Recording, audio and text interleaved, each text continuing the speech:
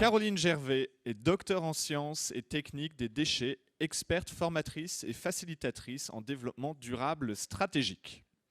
Elle permet aux entreprises qu'elle accompagne d'intégrer le développement durable au cœur de leur métier et de leur pratique professionnelle, en cultivant à la fois la vision et l'action. Cette activité se décline dans le secteur privé et dans le secteur public.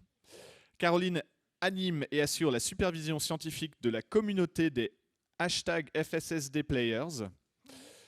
On n'invente pas des noms comme ça.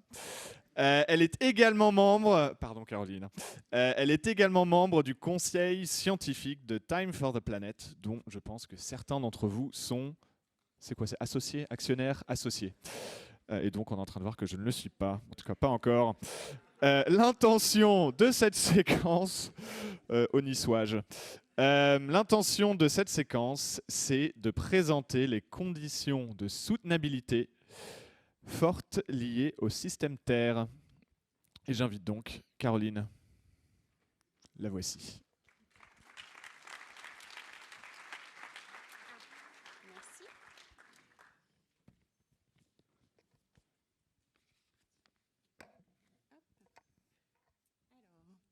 Merci. Bonjour à toutes et à tous. Je suis ravie d'être là aujourd'hui pour partager avec vous les éléments clés d'une démarche effectivement qui s'appelle FSSD. Ça, c'est son petit nom académique et elle est aussi connue sous le nom The Natural Step. Et c'est une démarche que j'utilise depuis 20 ans pour accompagner les organisations à intégrer la perspective de développement durable dans leur cœur de métier. Ah, mauvaise pioche. Hop. Alors, nous le savons, vous l'avez bien vu lors du premier module, il n'y a plus de doute à ce sujet, l'Anthropocène est une réalité. Les limites planétaires sont un élément de contexte incontournable et une sérieuse injonction à repenser nos modes de développement si nous voulons que notre futur reste un choix. Ah, pardon, je vais le faire 12 fois. Toc. C'est également une invitation à changer de perspective et certainement à se débarrasser de quelques représentations poussiéreuses qui nous encombrent et qui nous empêchent d'avancer.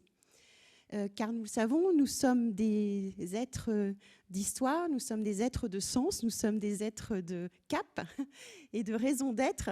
Et nous savons également que ce qui nous a emmenés sur la Lune, c'est d'abord nos imaginaires. Donc la question aujourd'hui, c'est de quels imaginaires nourrir les terriens et les terriennes en devenir que nous sommes. Alors, pour illustrer ça très concrètement, vous connaissez cette première représentation qui nous accompagne maintenant depuis 1987 du développement durable avec ces 3 cercles interconnectés et qui a ce gros défaut d'être totalement hors sol et qui nous a laissé croire pendant un certain nombre d'années que nous pouvions choisir les pondérations entre économie, écologie et environnement. Et donc une représentation qui est beaucoup plus actuelle et qui est beaucoup plus proche de la réalité, eh bien cette représentation sous la forme de 3 cercles concentriques qui nous rappellent en un clin d'œil effectivement qu'il n'y a pas de sociétés humaines sans planète Terre et qu'il n'y aura pas d'activité économique sans humains. Et donc c'est bien dans cet objectif et cette perspective de durabilité forte qu'il faut repenser la manière dont nous allons répondre aux besoins humains, individuels et collectifs dans nos sociétés aujourd'hui et demain. Alors, il y a d'autres représentations que vous connaissez certainement. Celle-ci a été développée par le Stockholm Resilience Center, donc qui reprend cette idée des 3 cercles concentriques et qui les relie aux 17 objectifs du développement durable, dans une forme qu'ils ont appelée le gâteau de la mariée. Et vous voyez qu'en haut de ce gâteau, il y a la cerise qui est la gouvernance.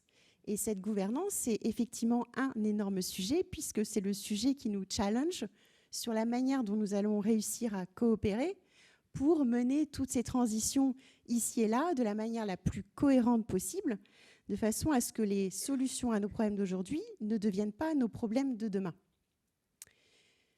Dans le même esprit, dans le même imaginaire, il y a cette représentation qui a été développée par Kate Raworth, qui s'appelle le Donut Economy, qui est donc une économiste anglaise. Et elle, cette fois-ci, elle allie les limites planétaires que vous connaissez avec cette idée du bien-être humain et du développement humain. Et donc, c'est également une invitation à réinventer des économies qui vont s'inscrire dans cet anneau en vert que vous voyez, qui est vraiment le donut, entre un plancher social, parce qu'effectivement, on voit que nous sommes aussi dans le rouge au niveau capacité de développement et bien-être humain, et un plafond écologique.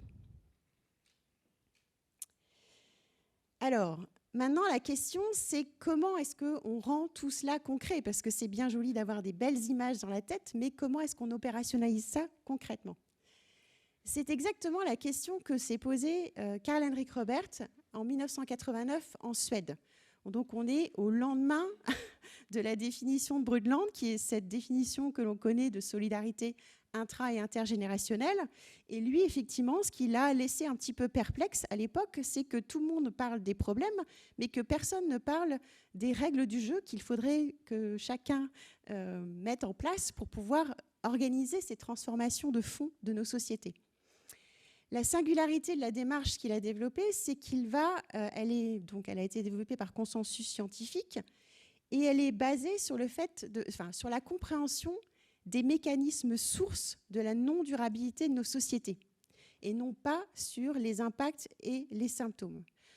Et c'est ça qui va lui donner son caractère stratégique parce qu'effectivement, on va regarder le plus en amont possible où est-ce que l'on a finalement ouvert les robinets de la non-durabilité de nos sociétés. Et on reviendra tout à l'heure sur ces différents éléments.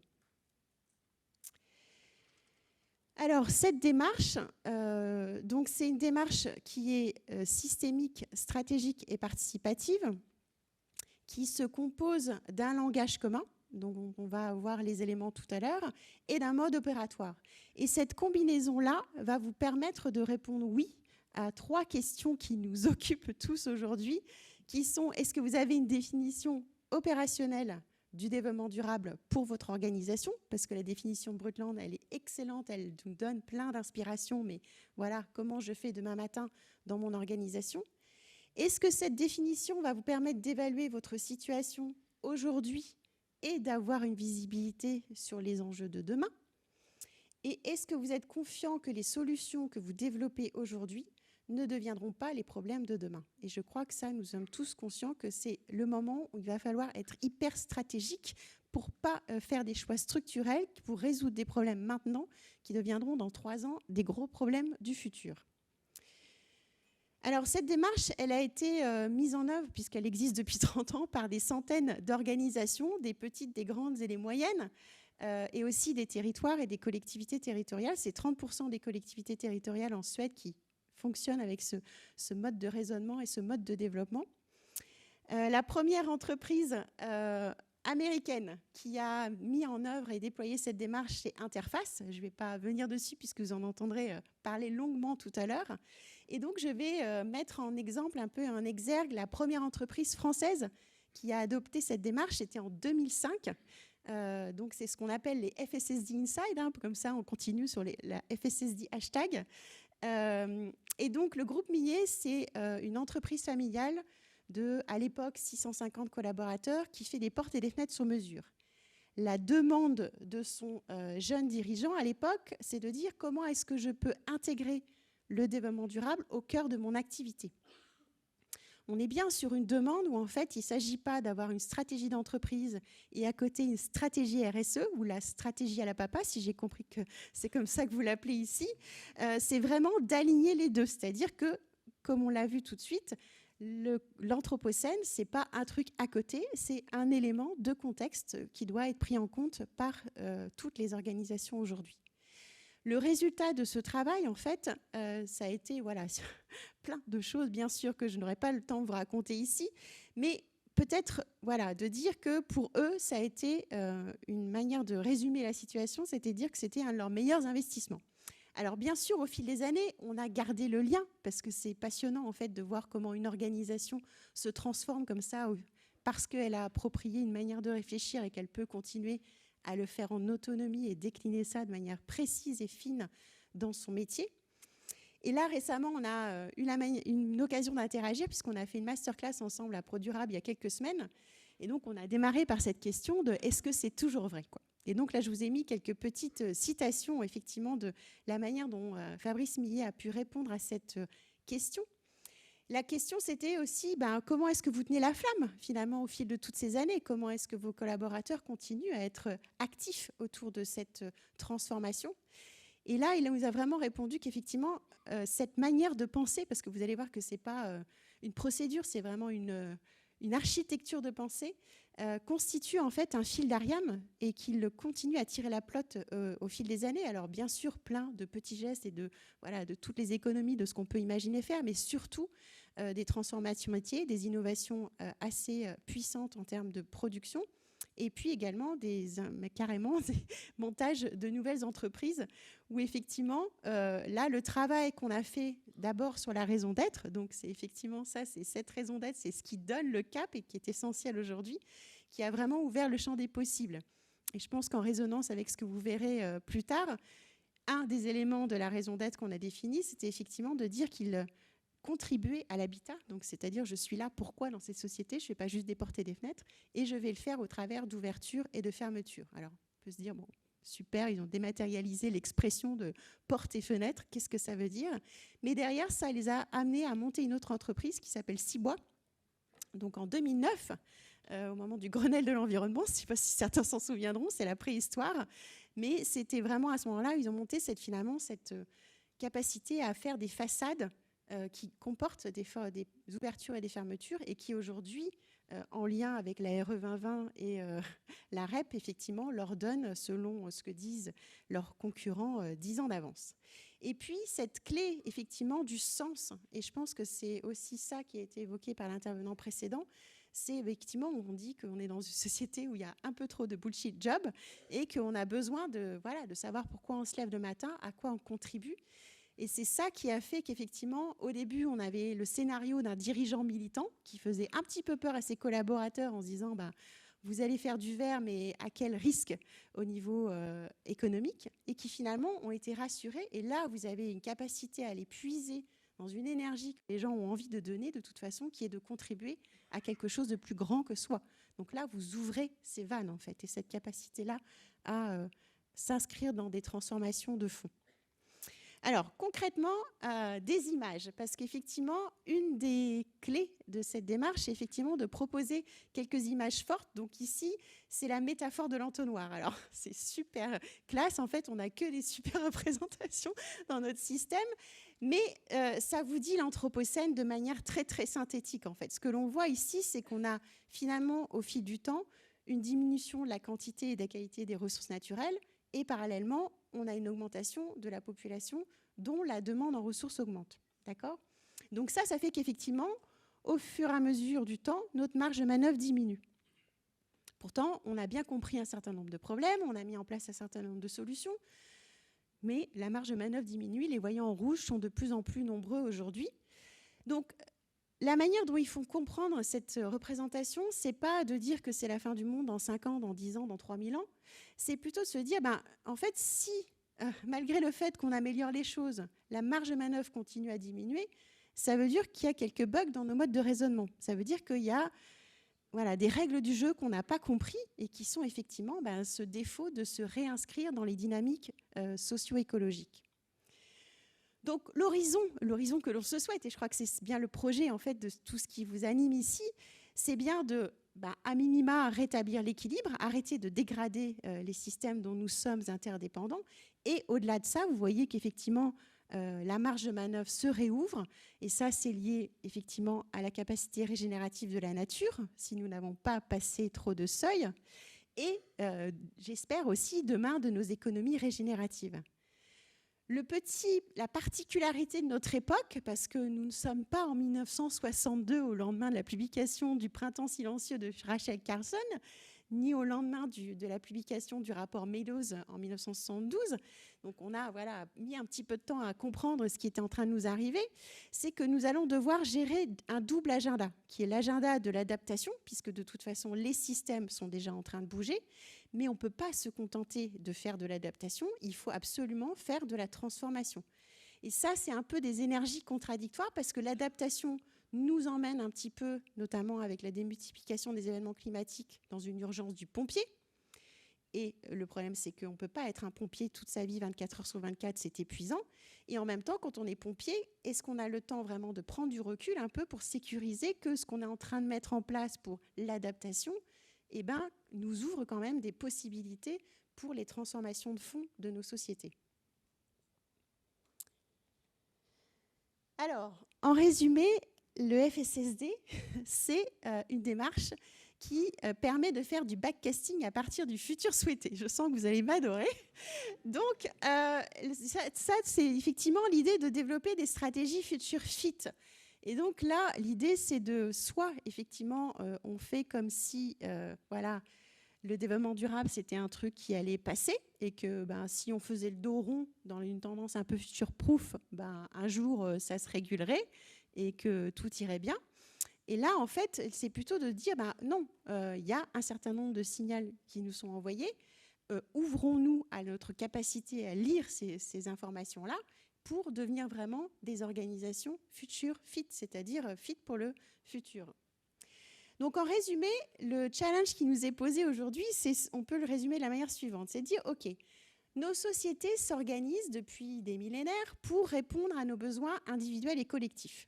Et effectivement, dans la manière dont on s'est organisé, notamment en s'appuyant beaucoup sur les énergies fossiles, nous avons fini par développer des super réponses à nos besoins, mais qui ont des impacts sur la société et sur l'environnement. Donc, c'est représenté schématiquement par ce petit bonhomme qui se prend la tête dans les parois de l'entonnoir.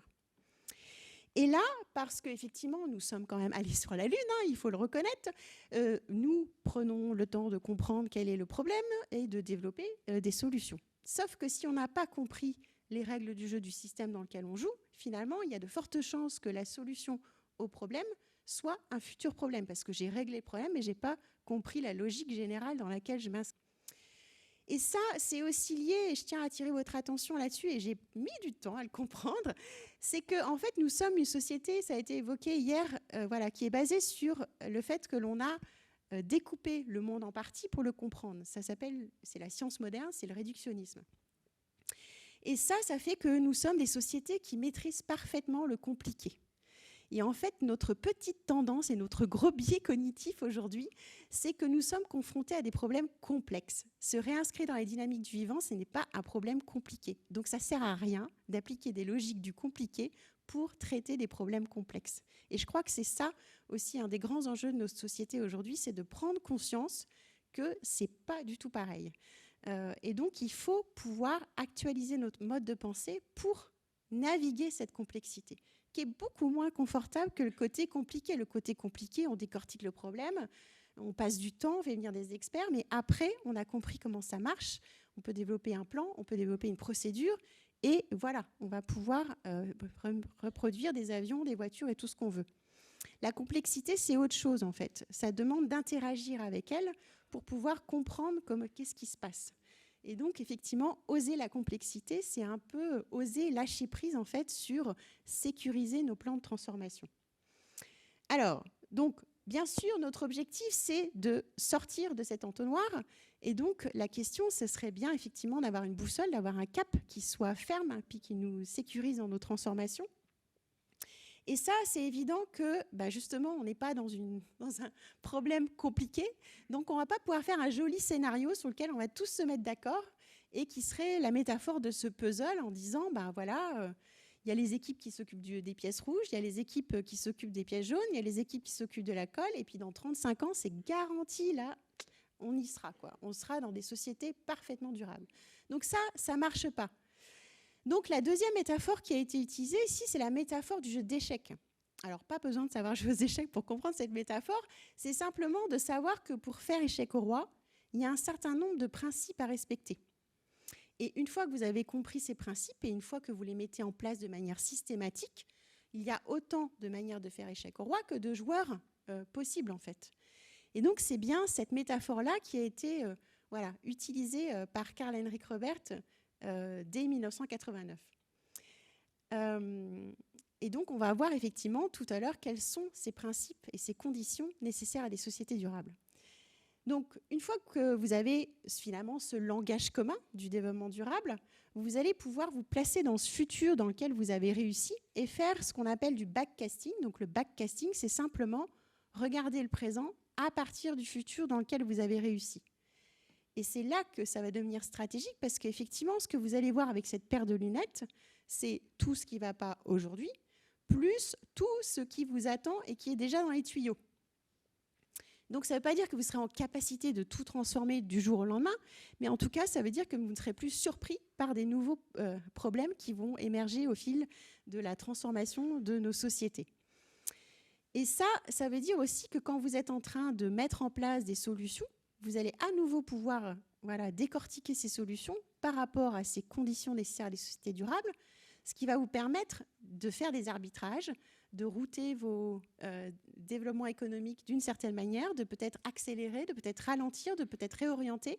En tout cas, c'est vraiment comme la métaphore du jeu d'échecs, c'est-à-dire que vous n'avez jamais une visibilité quand vous démarrez des 35 coups qu'il va falloir faire pour faire échec au roi.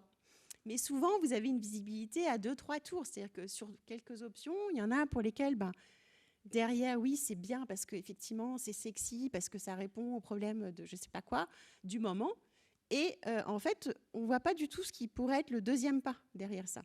Et donc ça, c'est des solutions cul-de-sac, qui peuvent être des solutions pour lesquelles vous n'avez pas d'autre choix, mais peut-être de considérer des solutions à côté qui seraient peut-être moins attractives maintenant, mais qui finalement ont peut-être plus de capacité de vous emmener sur les prochaines étapes. D'accord ? Donc là, c'est vraiment ce caractère d'arbitrage, de visibilité. En fait, c'est comme si vous aviez à chaque instant la capacité de voir où sont toutes les pièces de l'échiquier. Et donc, à partir de là, effectivement, ça va être plus simple de cheminer. C'est comme si vous naviguiez avec une boussole et pas sans carte.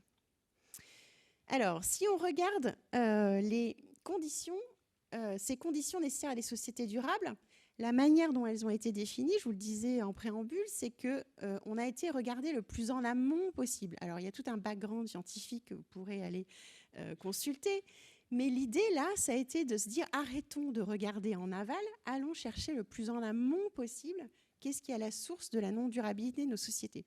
C'est un peu comme quand la baignoire déborde. Le réflexe, c'est peut-être d'aller éponger dans la salle de bain ou dans les escaliers, mais en fait, la vraie bonne solution, c'est de trouver où sont les robinets et de fermer les robinets, en fait. Donc, c'est exactement la même question qui a été posée, de se dire comment fonctionnent des systèmes écologiques, comment fonctionnent des systèmes sociaux qui sont dans des dynamiques qui leur permettent de s'adapter à une diversité de contextes. Et donc, où est-ce que nous, de manière systématique, dans la manière dont nous nous organisons pour répondre à nos besoins, nous générons les mécanismes sources qui vont créer les impacts que l'on connaît aujourd'hui, et aujourd'hui les cascades d'impact et d'impact qui n'en finissent pas de se révéler. Alors, là, je vous livre ces conditions. C'est un peu raide peut-être à 7 heures du matin, et surtout de manière aussi exhaustive, mais je crois que vous aurez l'occasion d'y revenir.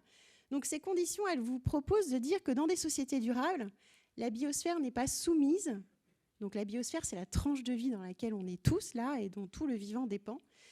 Et donc la question, c'est quelle est la dose de toutes ces matières dans cette tranche de biosphère. Donc la biosphère n'est pas soumise à une augmentation systématique de la concentration des substances extraites de la croûte terrestre. Donc c'est tout ce qui est métaux, minerais, hydrocarbures. Et donc, bien sûr, ça ne veut pas dire que dans des sociétés durables, on est absolument interdit d'extraire quoi que ce soit de la croûte terrestre, mais c'est de dire qu'il faut s'inscrire dans les dynamiques que la nature peut gérer. Un exemple, c'est le flux de plomb lié à l'activité humaine. Aujourd'hui, il est 12 fois supérieur à ce que la nature peut absorber. Donc, forcément, on ne le fait plus, on l'a fait longtemps, on a mis du plomb dans l'essence, on a mis du plomb dans les peintures, on a mis du plomb dans les peintures anti-fouling. Donc c'est clair que ce plomb-là, une fois que la peinture est usée, une fois que l'essence est brûlée, clairement, on ne récupère pas ce plomb. Donc ce plomb, il se disperse dans l'environnement, il crée des impacts sur la société, sur la santé et sur l'environnement. Donc c'est bien ça qu'il faut comprendre en fait dans ce premier principe. Deuxième façon de se créer des problèmes, c'est par l'augmentation dans la biosphère de la concentration de substances produites par la société. Donc ça, vous imaginez le nombre de molécules que ça peut représenter. Ce sont surtout des molécules qui sont des productions humaines, donc ce sont des créations, type les CFC, que l'on connaît tous très bien, qui ont été effectivement une super molécule, et qui ont cette persistance en fait dans l'environnement et qui fait qu'elles sont allées interagir avec l'ozone de la haute atmosphère, générant tous les problèmes que l'on connaît aujourd'hui sur la couche d'ozone. Donc là, vous avez à la fois des substances persistantes, création humaine, donc c'est pratiquement beaucoup de la chimie aujourd'hui, et c'est ça l'objectif des réglementations type REACH, de dire, voilà, avant de mettre une molécule sur le marché, quel type de molécule vous allez développer, parce que derrière, est-ce qu'elles vont s'accumuler dans la biosphère, ou c'est des molécules qui existent naturellement, type dioxyde de carbone, mais que l'on génère avec des quantités, voilà, qui ont les conséquences qu'on connaît aujourd'hui. Et troisième façon de se créer des problèmes, c'est une dégradation par des moyens physiques. Donc là, c'est la surpêche, la déforestation, l'étalement urbain, tous ces trucs où on va aller physiquement faire qu'effectivement le système va avoir moins de capacité à absorber en fait tous les impacts et les activités qu'on va pouvoir avoir. Alors, il y a la même question qui a été posée sur la dimension sociale, et je vous le résume de manière très synthétique ici, en disant effectivement que dans des sociétés durables, les personnes ne sont pas soumises à des barrières sociales structurelles, à la capacité de préserver leur santé, exercer leur pouvoir d'influence, développer leurs compétences, être considérées de manière impartiale et construire du sens. Et tout ça, ce sont des mécanismes par lesquels nous interagissons les uns avec les autres, en fait. Et donc la question, c'est est-ce que dans mon organisation, je contribue à l'élaboration ou au maintien de barrières sociales structurelles qui font que les gens ne vont pas avoir la possibilité d'accéder à toutes ces capacités. Donc, en quelques mots, voilà les conditions nécessaires à des sociétés durables. Donc là, j'imagine que voilà, raconter en 5 minutes, c'est un petit peu raide. Sachez que moi, quand j'ai découvert cette manière de réfléchir il y a 20 ans, je me suis aussi dit, qu'est-ce que c'est que ce truc, à part de nous dire qu'il faut arrêter d'avoir des déchets et qu'il ne faut pas surpêcher. Non, c'est beaucoup plus fin que ça. En fait, si vous l'utilisez comme paire de lunettes pour questionner systématiquement vos systèmes, vous aurez cette perspective systémique de ce qui vous attend et de ce que vous devez absolument transformer. Et après, une fois que vous avez cette visibilité-là, vous allez pouvoir cheminer à votre rythme plutôt que d'être contraint par des réglementations au fil du temps. L'autre intérêt de cette manière de réfléchir le plus en amont possible, effectivement, ça vous permet d'être proactif plutôt que d'être réactif au fur et à mesure où les contraintes tombent, notamment au niveau réglementaire. Et voilà, je vous mets ce petit coyote qui, effectivement, tout va bien jusqu'au moment où tout va mal. Et en fait, c'est bien là les jeux d'effet de seuil, c'est-à-dire que tant qu'on n'est pas passé de l'autre côté du bord de la falaise, on n'est pas en danger, en fait. Mais par contre, le passage peut être extrêmement rapide. Donc là, l'objectif, en fait, pour nos sociétés aujourd'hui, c'est de ne pas aller se brûler à toutes les limites planétaires. Et Joachim Roxman, qui a développé ce concept de limite planétaire, dit aujourd'hui il y en a 9. La plupart, on est incapable de les mesurer. Et en plus, ça ne nous dit pas qu'il n'y en aura pas d'autres qu'on va révéler au fil de notre transformation, parce qu'effectivement, on ne comprend pas les règles du jeu des systèmes dans lesquels on opère. Je vais finir sur un retour d'expérience où je vous ai parlé tout à l'heure d'une ETI. Et là, je trouve que c'est intéressant de citer cet exemple. Alors, on ne va pas rentrer dans le détail de tout ce qui a été fait ici, mais c'est pour montrer, en fait, et je pense que c'est l'objet et le sujet aujourd'hui de nos sociétés, c'est que des super produits les uns à côté des autres, est-ce que ça rentre dans le système Terre? Il n'y a rien de moins sûr. Donc, on a bien cette obligation, quelque part, à se connecter, à coopérer, et donc avoir un langage commun pour... Voilà, ne pas dire à l'autre ce qu'il doit faire, mais chacun être acteur de sa transformation en cohérence là où on est dans la société, c'est vraiment essentiel. Donc là, c'est l'exemple de l'industrie du PVC qui a été challengée par Greenpeace, par une campagne au niveau des chaînes de supermarchés, en disant « Ah bah le PVC est dangereux, tatati tatata ». C'était l'époque où, effectivement, certaines entreprises désélectionnaient le PVC. Donc, ces chaînes de supermarchés se sont tournées vers leurs fournisseurs en disant « est-ce que vous pouvez nous proposer d'autres contenants que du PVC ?» Et puis, dans un deuxième temps, de se dire « Non, mais attendez, en fait, finalement, si on fait toutes ces transformations, par quoi on va remplacer le PVC ? Et est-ce que dans 3 mois, on ne va pas avoir Greenpeace qui va revenir nous dire « Ah bah, je ne sais pas quoi ». Donc, ils ont organisé, en fait, un dialogue avec, effectivement, organisé sous la coupelle de l'Agence de l'environnement anglaise, donc notre ADEME, Et en utilisant cette manière de réfléchir et de structurer le dialogue pour justement inviter les industriels du PVC, les chaînes de supermarchés, Greenpeace. Donc ce qui est intéressant, c'est que ces différents acteurs-là ont bien voulu entrer dans ce dialogue parce qu'effectivement, ils ont tous reconnu les fondements scientifiques de cette manière de réfléchir et d'aborder ce grand problème de changement de trajectoire de nos sociétés. À l'issue de ce travail de dialogue, il y a 5 défis qui ont été identifiés pour l'industrie du PVC si elle voulait s'inscrire dans des sociétés durables. Là, Greenpeace a dit vous ne serez pas cap. Bon, j'ai su dernièrement que c'était plutôt Greenpeace Angleterre qui avait dit qu'ils étaient capables, mais Greenpeace International a dit vous ne pouvez pas dire ça parce qu'on a une campagne contre le PVC. Bref, donc Greenpeace a dit vous ne serez pas capable. Et 2 des industriels du PVC ont dit merci, c'était très intéressant, mais nous allons en rester là. Une boîte a pris le sujet, hydropolymère, et a commencé à faire plein de choses voilà, pour transformer sa propre organisation. Au bout de 10 ans, ils se sont rendus compte de l'impact sur le bénéfice économique en fait, d'avoir cette réflexion et du coup de faire des innovations, des transformations, des gains de productivité à plein d'endroits. Et à un moment, ils ont été coincés parce que finalement, on se tient tous par la barbichette. Vous êtes le fournisseur ou le client de quelqu'un dans nos systèmes. Et donc, ça ne sert à rien d'avoir des super pionniers qui sont tellement en avant qu'ils ne sont plus dans le système.